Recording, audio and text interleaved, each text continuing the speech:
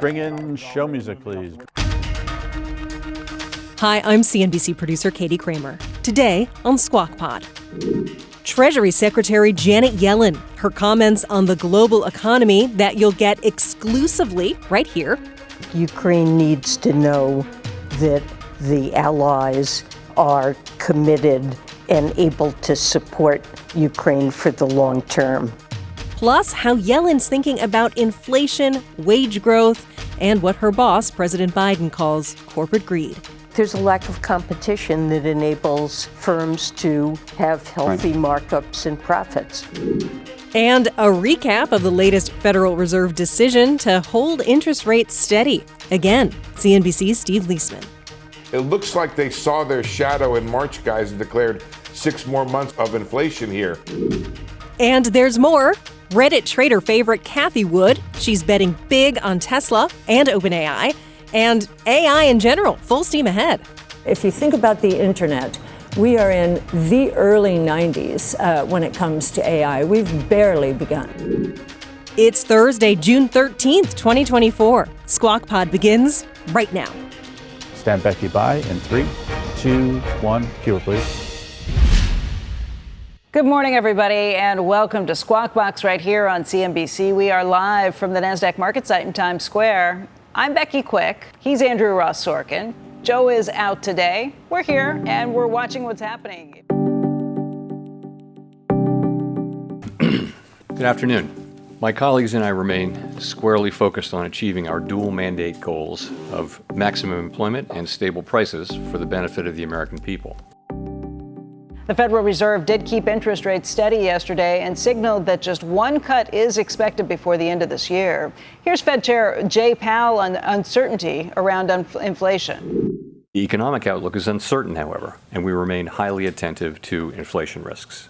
We've stated that we do not expect it will be appropriate to reduce the target range for the federal funds rate until we have gained greater confidence that inflation is moving sustainably toward 2%. So we did get that CPI number that was softer than had been potentially thought, and that comes after a similar story for the month of April. So maybe 2 months in a row that we've seen some better numbers, but they do need to see more. Senior economics reporter Steve Liesman joins us right now with more. And the big takeaways, sir.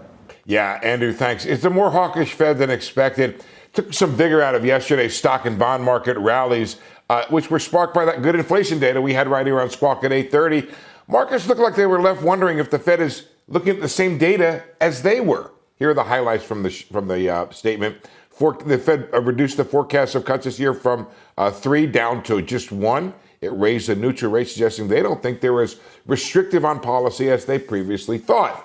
They see higher inflation this year than the prior forecast, and they made a modest nod to the recent inflation progress. The 2-year yield, you can see here, plunged as much as 15 basis points yesterday morning after that inflation beat, thinking in part the Fed would see this as dovish, but bonds then sold off after the statement and the projections and the press conference, though still ending up 8 basis points lower on the day. Fed Chair Powell was maybe a bit more dovish than the statement and the projections. He said 1 or 2 cuts were still possible, could begin in September, and that he welcomed the inflation report, but he suggested Fed officials remain cautious because of the spike in inflation earlier this year. What we've been getting is good progress on inflation with growth at a good level and with a strong labor market. Now, ultimately, we think rates will have to come down to continue to support that. But so far, they haven't had to. And, that's why we're watching so carefully for signs of weakness. Despite the market's high probabilities of a September cut, it's not clear. I'm not even sure the Fed has a bias to cut anymore. It looks like they saw their shadow in March, guys, and declared 6 more months of inflation here. And Andrew, just so you know how this all goes, we get the PPI today, and that gets plugged in with the CPI to give us the PCE forecast at the end of this month. And that's really the key one that we're looking for. Okay. Hey, Steve, you want to help us with our job? We've got Janet Yellen a little bit later. What would you want to know? As a former Fed head herself, she doesn't like to comment on the Fed itself, of course, as you know. Well, I don't know that I'd ask her a whole lot about the Fed. It would be interesting to see if she'll talk about it, but usually the Treasury Secretaries kind of don't talk much about it. I'm interested how she kept saying when she was Treasury Secretary how unsustainable the deficit was over a long period of time. I'm sure you guys have thought of this already. And now as Treasury Secretary, she has sat there and sort of presided over a pretty meteoric rise in the deficit? It's a fair and good question. Steve, thank you. Meantime, a story that we've been covering now for many a months. It is all coming to an end. In this case, it appears to be a victory for Elon Musk. Elon Musk claiming victory in 2 shareholder votes last night in a post on X. He says both the shareholder resolution on his compensation and on moving the company's legal home to Texas from Delaware are currently passing by wide margins. He included images of 2 charts, one showing votes in favor of Elon compensation with that line passing through a line labeled guaranteed win, and a similar chart showing Texas for votes crossing a line labeled guaranteed win. Now, Musk did not disclose the specifics of the vote count. In the next hour, we're going to talk to longtime Tesla shareholder Cathie Wood, who supported Musk's pay package. And we should note that votes are still open. You can effectively go to the polls. You can recast your vote. My understanding from sources that I spoke to last night, looking just at where the numbers are, was that on the retail front, it was by a wide margin and always by a wide margin. At the same time, it looks like some of the big institutions, BlackRock, Vanguard, and the like, have now cut towards Elon Musk, and that was only learned late last night. Of course, all of this could change still today, so I don't want to tell you that everything is locked in, but it appears that some of the big institutions that were waiting to vote and had not voted now appear to either have voted this way or signaling that they're voting this way, and that's where this tweet came from. That was the big question.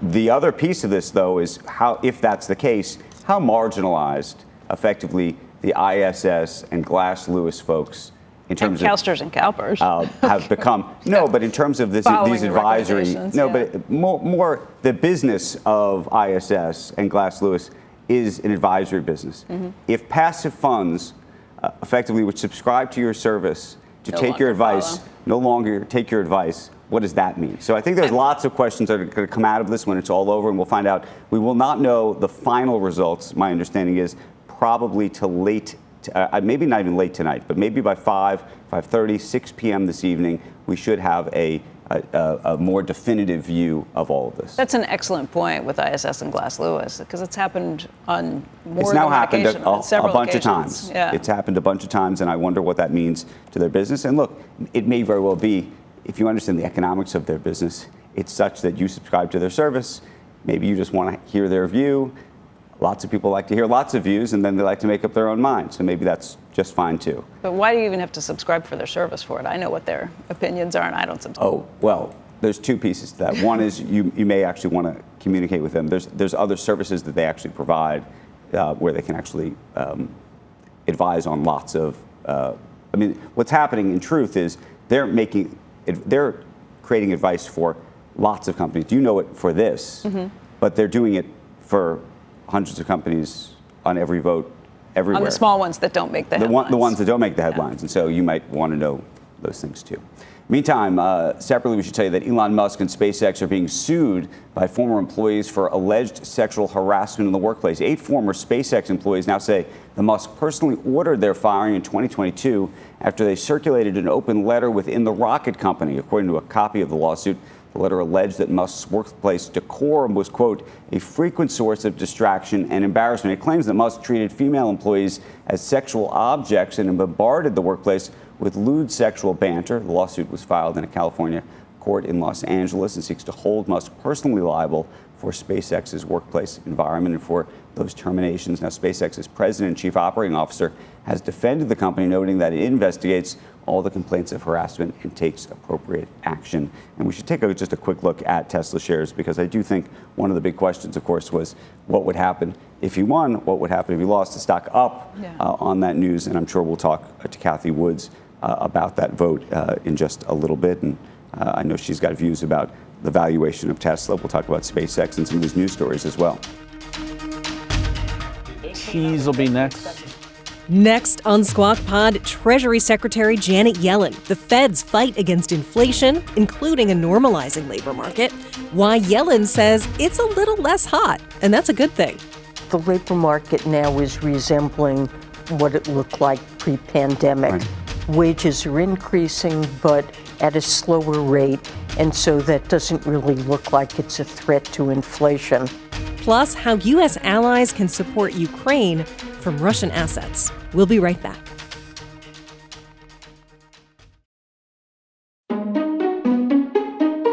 Welcome back to Squawk Pod. We are highlighting today an exclusive interview with Treasury Secretary Janet Yellen on a broad number of topics: the economy, corporate competition, and the inflation fight here in the U.S., as well as events around the world. Yellen has an op-ed in the New York Times today supporting a proposal by the United States to use earnings from frozen Russian assets to help Ukraine in its war defense. This will also be a key part of President Biden's message at the G7 gathering of global leaders in Italy, and that begins today. Andrew Ross Sorkin sat down with Treasury Secretary Janet Yellen. Here's that conversation. It's great to see you. Thank you. Explain your plan and in terms of what it means economically to try to support Ukraine. Well, I think Ukraine needs to know that the allies are committed and able to support Ukraine for the long term. Russia looks like they're trying to wait us out, hope that we'll lose our resolve. And we want to take a step that will provide significant funding for Ukraine and show that we have the capacity over the longer run. But the big idea is to take the frozen assets and the earnings that come effectively off of those frozen assets and effectively create a loan against the earnings that come off the frozen assets without providing the frozen assets themselves to Ukraine. That's right. Almost $200 billion is impounded, frozen in Belgium at Euroclear. All in all, we think there are about 280 billion, but the biggest chunk is at Euroclear. And those assets are generating a return that does not belong to Russia. The assets are just in cash, right. But Euroclear is able to itself earn interest on these funds. And already the European Union has taken the step of agreeing to take that flow of, they call it windfall profits, and turn it over to Ukraine. And that could be somewhere in the $3 to $5 billion a year range. But Ukraine's needs are bigger than that. And given that the leaders have committed, these assets will remain frozen until Russia has ceased their aggression and paid for the damage they've caused to Ukraine. So, of course, the bigger question that we're going to make a loan. Right, but why not just take the frozen assets themselves? You think that legally you can't? Well, our view is that it is legal, moral, and economically reasonable to seize the assets. But what we're looking for is to keep the allies together, to find a way to do something jointly in a way that is agreeable to all of the partners who've been supporting Ukraine, right. The G7, to Europe, to other countries that are part of our coalition.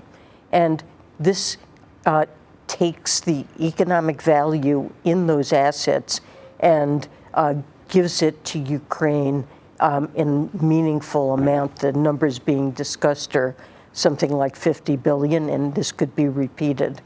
Let's move the conversation back to the U.S. for a moment. Okay. I'm curious about what you think is happening on the ground in terms of our economy, in particular inflation. I'm not going to ask you to comment on Jay Powell because I know you don't like to do that. I won't do that. But we heard his perspective yesterday and his idea that there might be one interest rate cut on the table, maybe.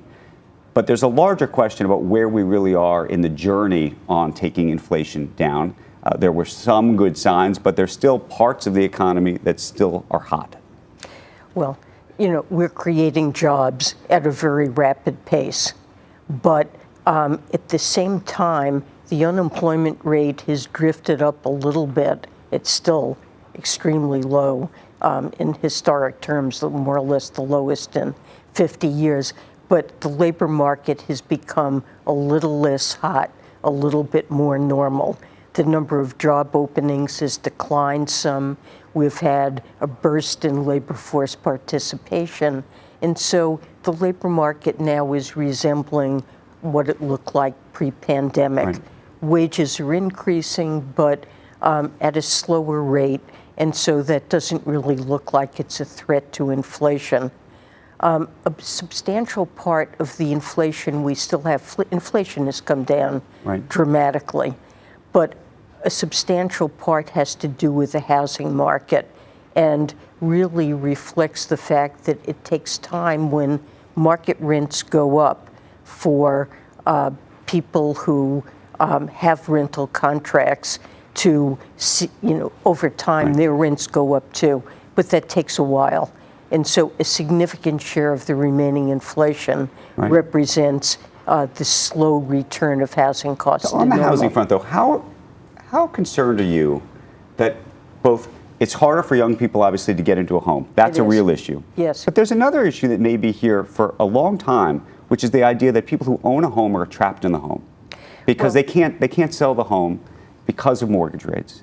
And as a result, what that does both to physical mobility but also to economic mobility in the country. Well, I agree with that. And because interest rates were so low, many people don't want to sell their homes or move because they're faced with taking out a mortgage. How big a problem is that? As somebody who's thinking about running our economy, which is your role. President Biden made a proposal in his most recent budget that he would give $10,000 both to first-time home buyers looking for moderate price homes, but also to people who, as you described, are locked in their homes and need an incentive to sell them. There is a substantial lock-in effect there that's... Let me ask you another question about inflation, which is the administration and the president himself has talked a lot about what he sees as corporate greed, that the price of things has gone up almost artificially and the companies are taking advantage of customers. I asked you this question about 2 years ago, and at the time you said, no, I think it's actually more about supply and demand that's leading to this. Do you have a change in perspective? Well, I'm going to say exactly the same thing. I think that inflation is about supply and demand. And clearly a significant part of the inflation we had, the burst after the pandemic, during the pandemic, reflected supply constraints and stresses on supply chains. And also Russia's invasion of Ukraine led to a leap in energy prices and impacted food prices globally. That said, there are many sectors of the economy where competition is limited and price-cost margins are high. And it is, you could call that corporate greed. There are high markups. The level of markups is high. Your boss calls it corporate greed. You don't. Well, there's a lack of competition that enables firms to have healthy markups and profits. And our antitrust policy, which has been very active during this administration, is designed to make sure that we have effective competition in markets to hold down prices and offset that. When you see polls by Americans who say that we are either in a recession today or that the economy is terrible or bad, what do you think about that? Well, I also notice that when they're asked about their own personal situation, overwhelmingly people say they're fine. And when they're asked about the local economy, they also say that that's fine. But when they're asked about the national economy, they think things are not good. And that really is something I don't think we've ever seen in the United States before. We also see record levels of new business formation, which is something you would not see unless people felt confident about the economy. But is then that misinformation? I mean, some of the polls, by the way, would suggest, I mean, you've seen some political polls that say they believe, that the public believes that the former President Trump, was better for the economy than the current president. Well, I think President Biden understands that people are feeling pain. And when they say this, they are concerned. I think they've seen the level of prices rise quite a lot. I mean, over 20% over the last 3 years or so. They can remember when the price of a gallon of milk or a loaf of bread was 30% lower than it is now. And low-income families have seen some of the highest increase in costs. That said, wages have also gone up. Right. And the calculations the Congressional Budget Office has done show that all Americans, both those who are well off and those who are near the bottom of the income distribution, are better off now. Their wages have risen more than prices. But I think people are influenced by that. And then if you go back really over the last decade, you see things that are critically important to Americans: the cost of education, the cost of housing in many big cities, the cost of childcare have gone up a lot, and life seems unaffordable. So I think high costs have been a problem in critical things that are necessities, have been a problem for people. Healthcare costs. Right. So it is the president's top priority, even if the rate of inflation has come down, as I believe it has and will continue to address the high cost of living, whether it's in allowing Medicare to negotiate drug prices. He's done capping the cost of insulin copays, doing what he can to bring down the cost of living. Talking about bringing down the cost of certain things, when you were running the Fed, you talked about debt and deficits all the time, and you encouraged Congress to try to bring those things down. Right. We are now at a U.S. budget deficit has reached $1.2 trillion. It has not come down. It has actually only gone up.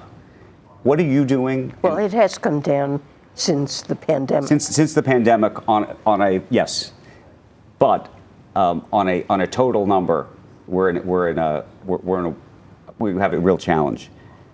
Is there a plan to bring this number down materially? And I'm talking about the total debt load that you see the president pursuing. Well, I think that if the debt is stabilized relative to the size of the economy, that we're in a reasonable place. The way I look at it is that we should be looking at the real interest cost of the debt. That's really what the burden is.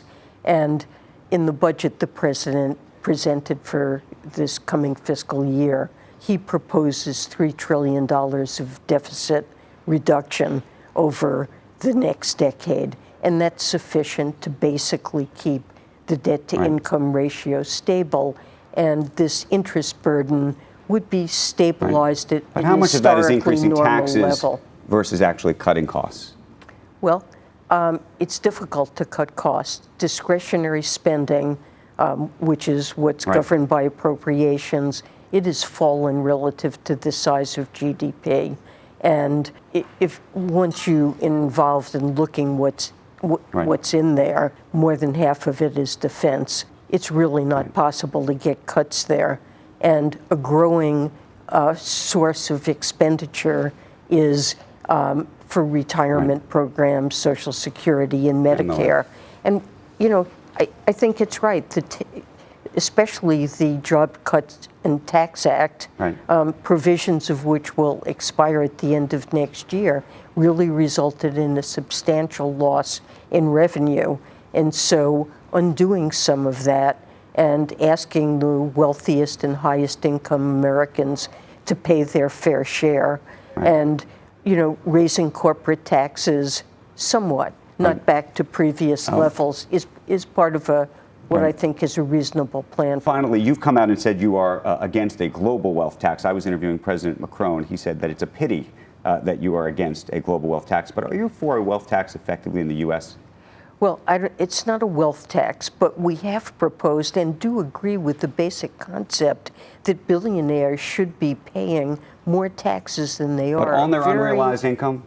Well, yes, because these unrealized capital gains are an enormous source of income for people, and often they escape taxation completely, even at death, due to step-up of basis. And so, yes, I believe that is a source of income. If you could fix the step-up of basis issue and some of the other issues around these things, would you be an advocate of taxing unrealized gains? Because there's always a question about how the mechanics of doing it, the practicality of doing it. So there is that issue. We have a concrete proposal to do it that we put forward. It would apply to individuals with wealth over $100 million. And if people had their wealth in illiquid forms, they wouldn't be required to sell those assets. They could wait till to death or till later on when the assets are sold. So there are practical issues, but I think they can be addressed, and we tried to do it. Right. So we are definitely in favor of higher taxes on billionaires, and we have a proposal. So I just don't think we need a whole global negotiation to accomplish this, but I think it's the right thing to do. It's a longer conversation. I hope we get to have it. Thank you so much for joining us this morning. You bet. Thank you again. Coming up on Squawk Pod, Tesla bull and meme trader favorite, Cathie Wood. She's raised her price target on the EV maker, but Elon Musk needs to deliver for Tesla to hit $2,600 a share by the end of the decade. What has to happen is an autonomous taxi platform, Tesla's autonomous taxi platform. So robotaxis, which is a SaaS-like model. Instead of selling a car and maybe the software package, and that's it, this becomes a recurring revenue model. Plus, her take on AI and the big vote on Elon Musk's pay package happening today. The day is here. We're back after this.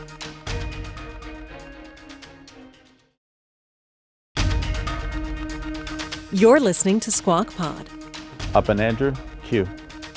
You're watching Squawk Box on CNBC. I'm Andrew Ross Sorkin along with Becky Quick. Joe is off today. Elon Musk claiming victory on X, saying that shareholders have voted by a wide margin to pass two resolutions. At stake is Elon Musk's pay package and moving Tesla's legal home from Delaware to Texas. Voting is still open, we should mention. Final tally expected later today. Meanwhile, Tesla bull Cathie Wood raising her price target on the company. ARK Invest 2029 projection for the stock is now $2,600 per share. And joining us right now, first on CNBC at the table, is Cathie Wood, CEO and CIO of ARK Invest. Good morning to you. Good morning, Andrew and Becky. I very much want to talk about this price target, but I want to talk about this vote for just a moment. Yes.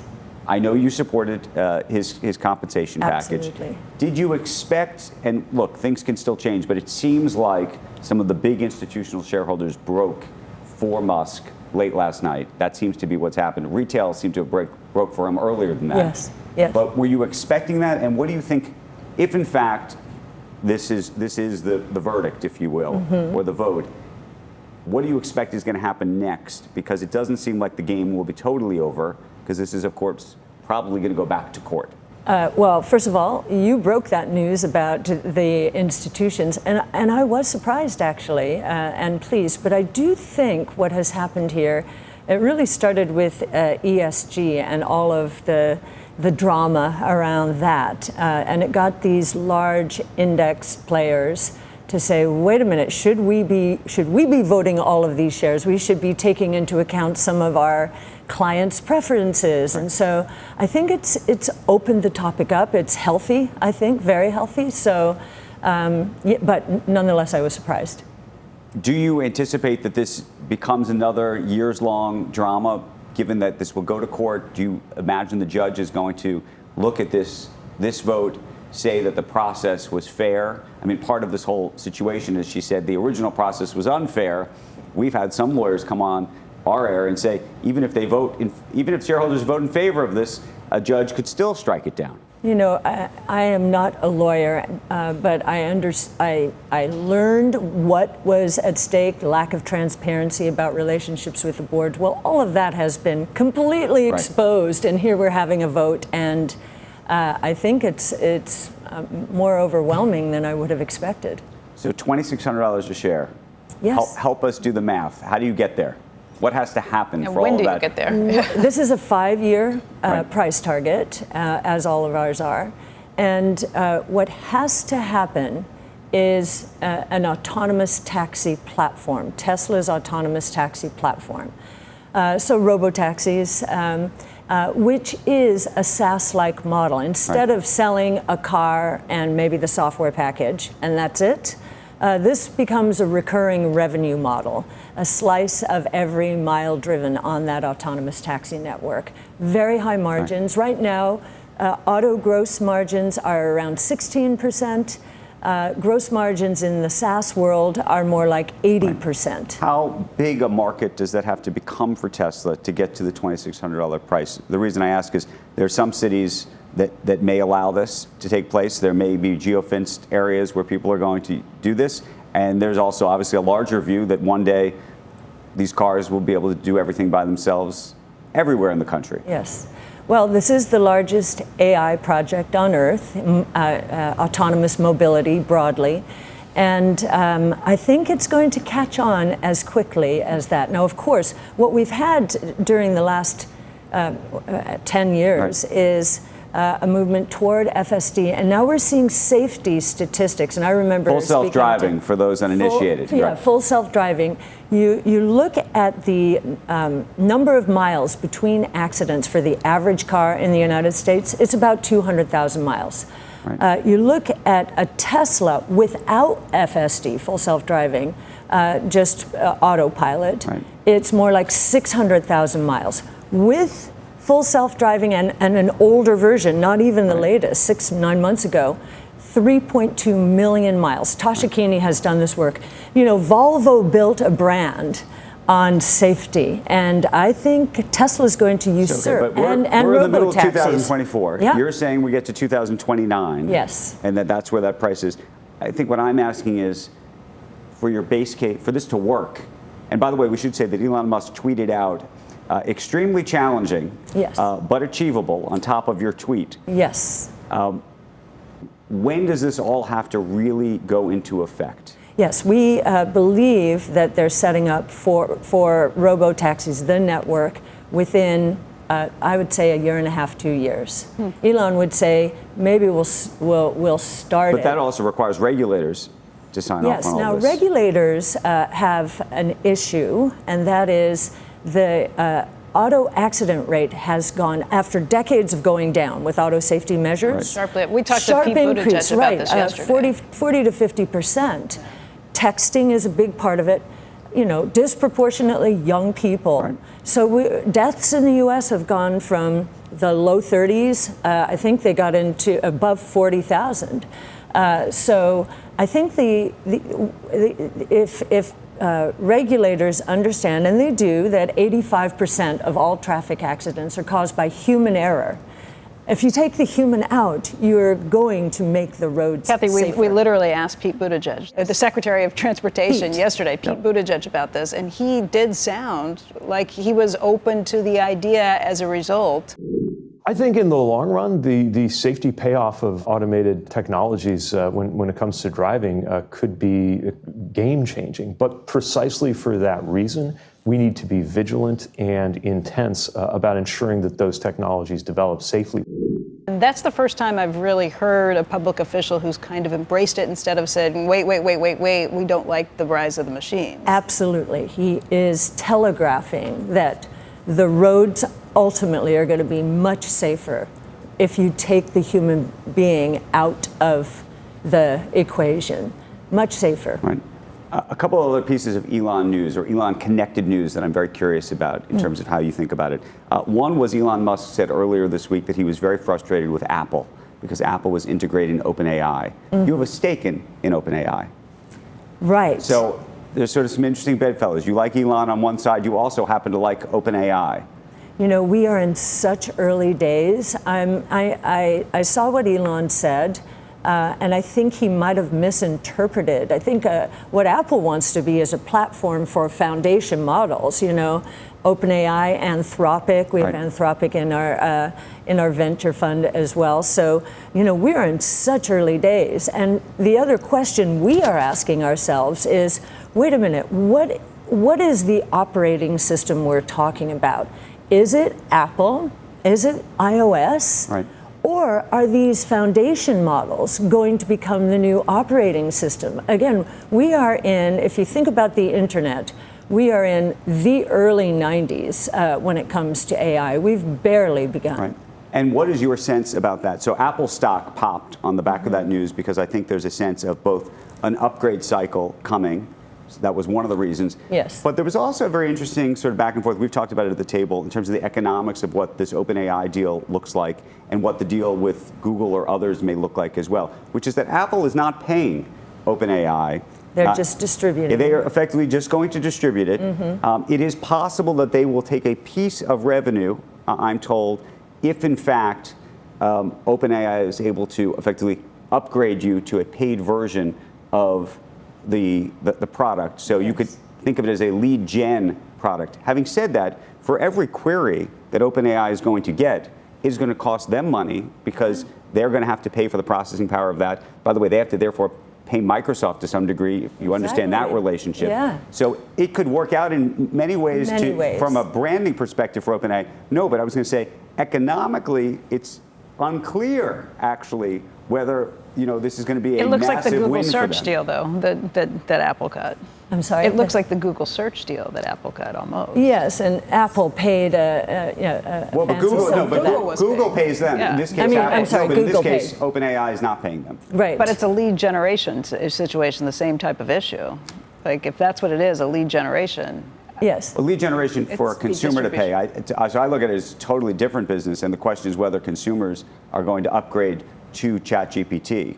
And But if Apple they doesn't don't have to spend a lot of money, and they make. I agree with that. The consumer doesn't want to spend money on this, and if it is true that Apple wants to be a platform for foundation models, this is not exclusive, right? So it's going to be very confusing, yes. And the question is, and it's very interesting, Sarah Fryer joining OpenAI. She's had a lot of experience, and we'll make sure that economics are front and center in terms of every deal. So I think it's too early to say what's going on. We're still trying to say, okay, which operating system is going to, are we still in a walled garden world?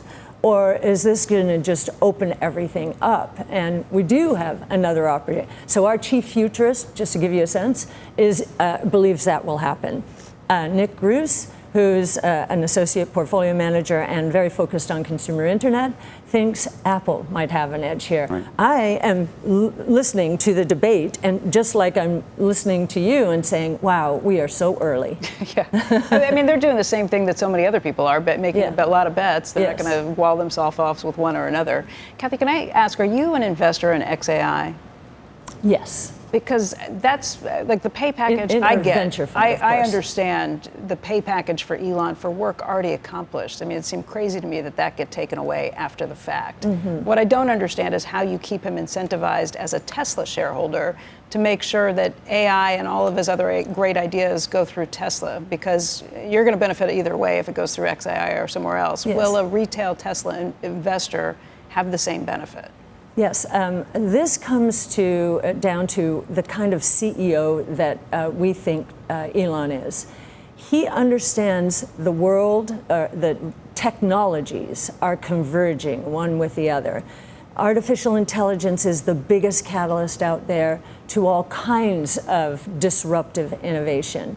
And data, proprietary data, is key in terms of competitive advantage. Tesla has incredible proprietary data, right? I think that will help feed XAI, and XAI will come up with its own versions of proprietary data. So I think what we're seeing here, many people say, oh, how can he do all of this at once? I think, and I've set up ARC around this idea that technologies are converging. Yeah, I'm not even questioning whether he can do it. I'm questioning whether a Tesla retail investor is going to get the full benefit of the Tesla great proprietary information that will then be used by XAI. How do you make sure that it's like a fair exchange throughout every one of those? Yeah, again, we're back to this convergence idea. They can help each other. I don't think it's a win-lose situation. So you don't worry about the conflict. Let me ask you just about a final issue, which actually may very well be considered a conflict of sorts, which is, what do you think of all these Wall Street Journal reports that have come out in the last several weeks, but specifically the one yesterday about his involvement with different women at the company, the allegations effectively that he's had these inappropriate relationships? And this is at SpaceX, we should say, specifically. Right.